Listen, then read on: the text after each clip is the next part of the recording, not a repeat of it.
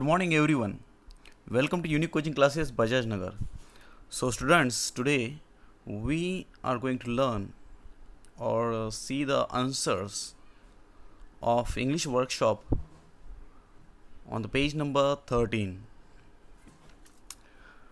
तो हमने last lecture में 1.2 द थीफ स्टोरी इसी में का जो वार्मिंग अप है और इंग्लिश वर्कशॉप जो है इसका कुछ पार्ट देखा था, इसके कुछ आंसर्स देखे थे। तो आज हम पेज नंबर 13 पे जो भी क्वेश्चंस है उनके आंसर्स देखेंगे। तो चलिए शुरू करते हैं। जो पहला क्वेश्चन है यहाँ पे, कंप्लीट द फॉलोइंग। यहाँ पे हमें ब्लैंक्स फिलअप करनी है। तो यहाँ पे पहला जो है complete the given sentences, A number का जो ब्लैंक है वो हम देखेंगे। Anil kept Hari as a cook because, Anil ने हरी को कुक करके रखा था, क्यों, क्या रीज़न था। So I think so he wanted someone to cook for him and perhaps he felt bad for him, pity for him. Okay, ऐसा भी हम लिख सकते हैं। Next one is there, Hari was grateful. अब हरी ग्रेटफुल क्यों था। सो यहाँ पे लिख दीजिए आप, because Anil was teaching him to read, right, add numbers and cook food. Okay, so इतना काम कर रहा था, इसलिए आप वहाँ पे लिख सकते हैं he was grateful. Hari continued making money.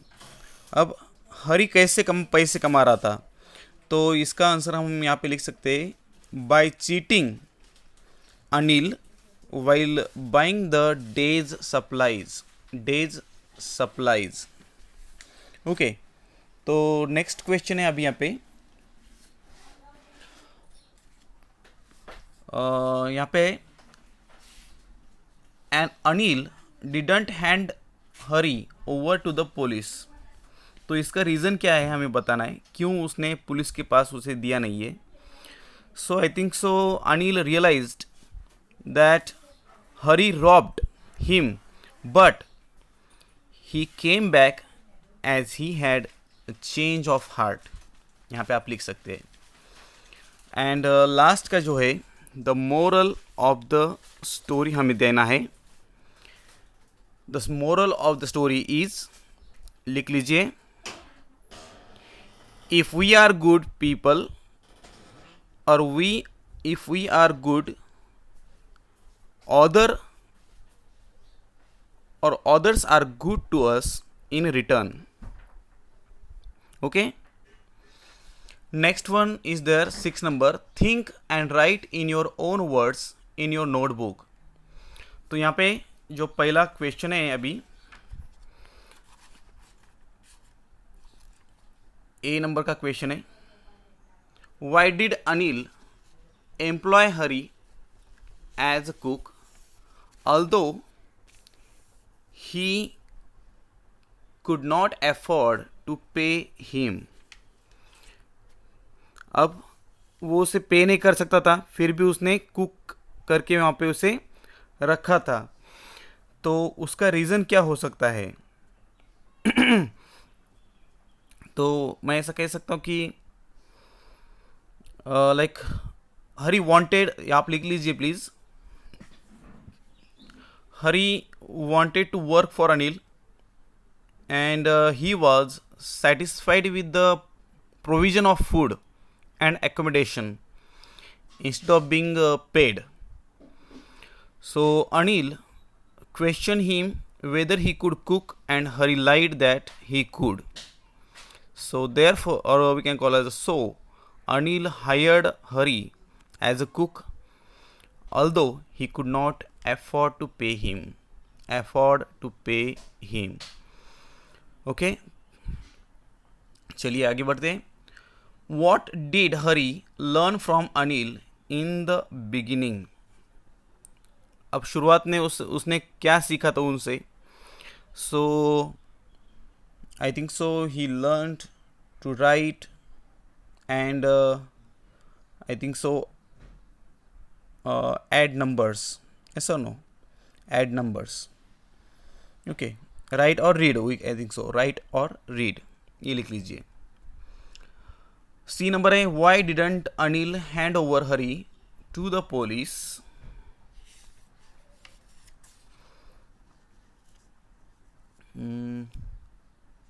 What effect would it have had on Hari? अब उसने हरी को पुलिस के पास क्यों नहीं दिया, और अगर देता तो उसके इफ़ेक्ट क्या होते थे. तो मैंने अभी आपको बताया था, एक ब्लैंक में उसका आंसर बताया था. So that Anil realise that though Hari robbed him, he came back as he had a change of heart. Okay, इसमें और हम लिख सकते हैं कि he knew that there was no point in handing Hari over to the police, as he had realized his mistake and corrected his behavior accordingly. ये भी आप लिख सकते हैं यहाँ पे. मगर अगर वो देता उसे, तो उसका इफेक्ट हरी पे क्या हो सकता था, और क्या इफेक्ट हो सकता था. तो हम लिख सकते कि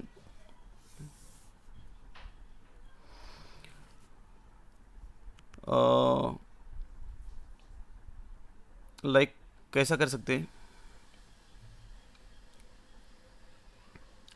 सो I think so Hari would get hatred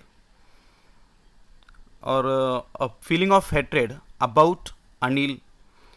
He would be more aggressive, angry, and would do such things in the more quantity. ऐसा नो, तो उसकी जो काम है वो बहुत बढ़ सकते थे, ऐसा हम कह सकते हैं. डी नंबर का क्वेश्चन है, do you feel Anil's way of handling a thief like Hari was effective? Justify your answer. तो I think so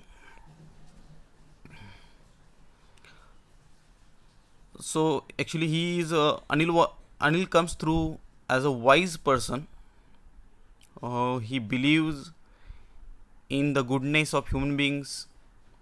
He also believes in giving people a chance to correct their mistakes.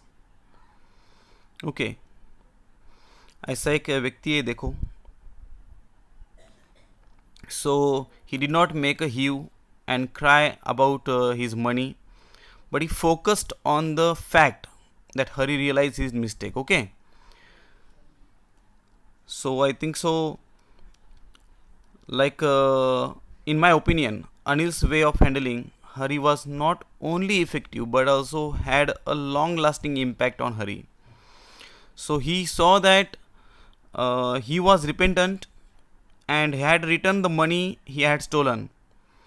The lesson learned by Hari was a relatively permanent one, as he had learned it all by himself. Yes or no?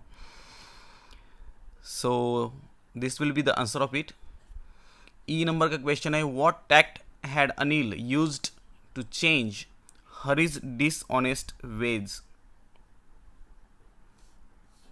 तो कौन सी tact यहाँ पे उन्होंने use की थी, यह हमें देखना है. तो I think so, in my view और as per my opinion, Anil use the tact of ignorance and forgiveness to change Hari's dishonest ways. कौन सी? इग्नोरेंस और फॉरगिवनेस, ये टैक्ट उन्होंने यहाँ पे यूज़ किए है. So he started by ignoring the fact that Hari use to steal 1 rupee per day from the money he has given to buy the day's supplies. Later he also handed him keys of his house and offered to educate him.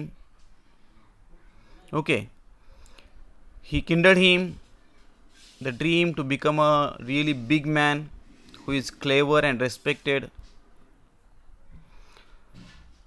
So when Hari robbed the money Anil had earned, the latter pretended he knew nothing about it, as I think so he wanted realization to dawn on Hari. So this way I think so he brought him back, or Hari felt guilt about his deeds. So I think so Anil was a man who had a faith in innate goodness of human beings, and that's why Hari became a good person. Last one question is here. And the smile came by itself without any effort. Say why. When do people give fake smiles? So I think so people give fake smile when they want to cheat to others. Yes or no? When they want to deceive someone else and want to get the benefit of others' goodness. So that time I think so some people give fake smiles. So this is the I think so the answer of this question, because fake smile comes when we want to deceive someone else. Yes. So we'll see the next one now. Next one is here, question number 7. Write a character sketch of Hari Singh with the help of the following points using the paragraph format. अब यहाँ पे आपको क्या क्या बताना है? Hari Singh's background, his dishonesty, his aspirations, his courage to change himself, इतनी बातें आपको बतानी है. तो बैकग्राउंड में बता सकता हूँ कि Hari Singh was an experience teenage thief, a compulsive liar. He took on different names to elude the police and his former employers. He made optimum use of his fake smile to trap gullible victims like Anil.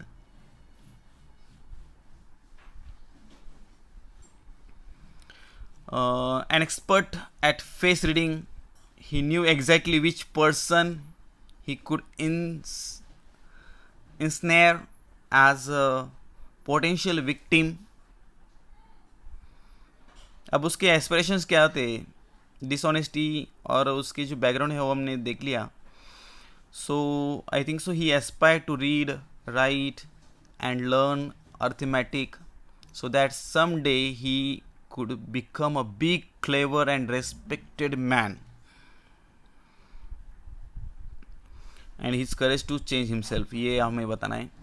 So finally he does have a conscience which deters him from robbing the vulnerable Anil.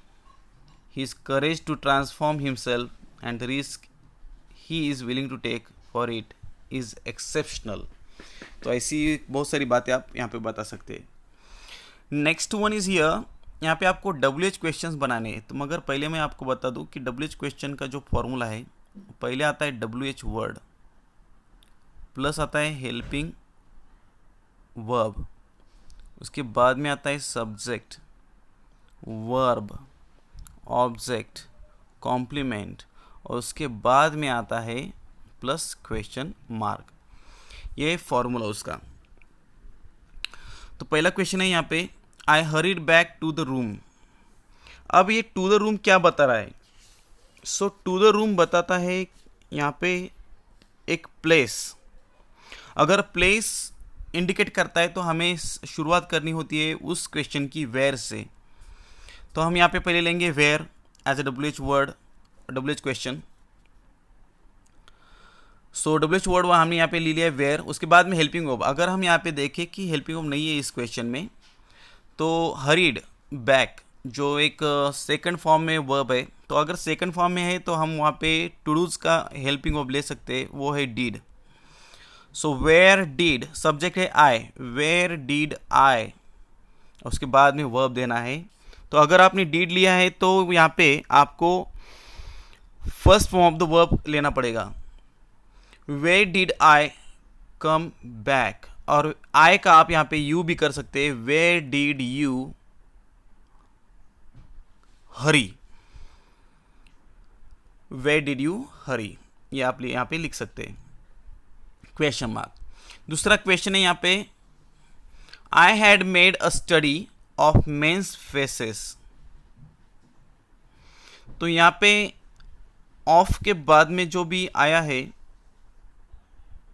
Mains faces, a study of men's faces, तो of men's faces जब भी या ऐसा आता है एक non living face के बारे में बताया जा रहा है, तो यहाँ पे हम व्हाट ले सकते हैं। तो शुरुआत हो सकती है इसकी व्हाट, इसके बाद में हेल्पिंग वर्ब हैड, आई का हम यहाँ पे करेंगे you, what had you made as it is रहेगा, what had you made verb, a study और ऑफ को ऑफ वहाँ पे लिखना है, what had you made a study of question mark. C number का क्वेश्चन है यहाँ पे, the doer sorry I drew them out without a sound. सो यहाँ पे अंडरलाइन किया हुआ पार्ट है विदाउट अ साउंड। सो विदाउट अ साउंड ये एक मैनर बता रहा है कौन सी भी चीज़ करने का। तो अगर मैनर बताता है तो यहाँ पे हम हाउ से शुरुआत कर सकते हैं। तो हम पहले लेंगे हाउ, उसके बाद में हम फिर से देखते हैं कि यहाँ पे ड्रीव जो एक सेकंड फॉर्म में वर्ब है मगर हेल्पिंग वर्ब नहीं है इस सेंटेंस में। जब भी हेल्पिंग वर्ब नहीं होता है तो आपको वहाँ पे क्या लेना होता है, टू डू का हेल्पिंग वर्ब। अब यहाँ पे ड्रीव जो है वो सेकंड फॉर्म में तो हम डीड लेंगे, तो वहाँ पे होगा हाउ डीड, आई का चेंज होगा यू, हाउ डीड यू। अब drew is the second form, इससे पहले फॉर्म में लाते हैं, how did you draw them out question mark, हो गया sentence. The poor man showed acceptance. अब जब भी हम सब्जेक्ट को अंडरलाइन देखते हैं, अगर वो ह्यूमन बीइंग है तो हम वहाँ पे हु से शुरुआत करते हैं उस क्वेश्चन की, हु।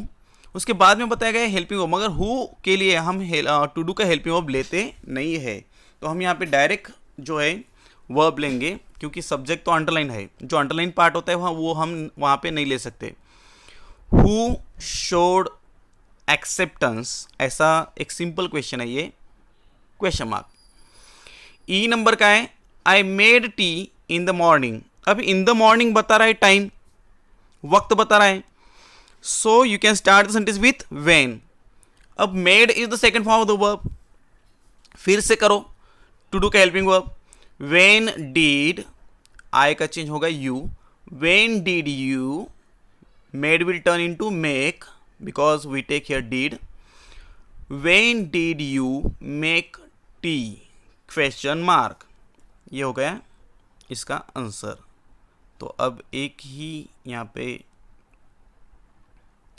क्वेश्चन बाकी है जहाँ पे हमें डायलॉग राइटिंग करनी है, I think so. Imagine that, 9 number का क्वेश्चन देखिए, imagine that Anil catches Hari red handed when Hari is stealing the money from under the mattress, compose a short dialogue between the two which reflects Anil's shock and Hari's repeated apologies। तो यहाँ पे हमें देखना है कि पहले तो अनिल शॉक हो गया, ये भी बताना है कि हरी पैसे ले रहा है तो वो शॉक हो गया, और हरी माफ़ी मांग रहा है, ऐसा हमें यहाँ पे दिखाना है। तो अगर हम देखें यहाँ पे पहले तो अनिल का डायलॉग लेंगे हम कि अनिल ने देखा उसे, तो हम वहाँ पे कर सकते हैं like oh Hari, what are you doing, and why are you putting your hand under the mattress, oh there's some money, are you trying to steal money। हरी यहाँ पे कह सकता है कि थोड़ा सा हेजिटेट होगा वो और बोलेगा no no no sir, I was just dashed यहाँ पे दे सकते हैं हम वहाँ पे। फिर से अनिल कहेगा all the people said me that you are a thief but I did not listen to anyone, but I trusted you and you did so.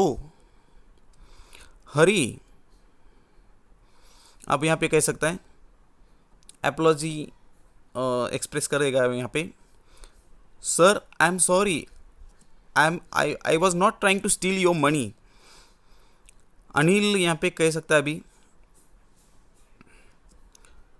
You are a thief and thieves can never change. I thought that you will change, but you didn't. Hari, please sir, trust me, believe me, I will never do this again. Please forgive me. वह plead कर रहा है यहाँ पे, request कर रहा है कि मुझे क्षमा कर दीजिए। अब यहाँ पे अनिल कह सकता है कि really I am surprised, shocked to see you to steal my money while stealing my money. So actually I offered you a job, I taught you to read, write and cook, and you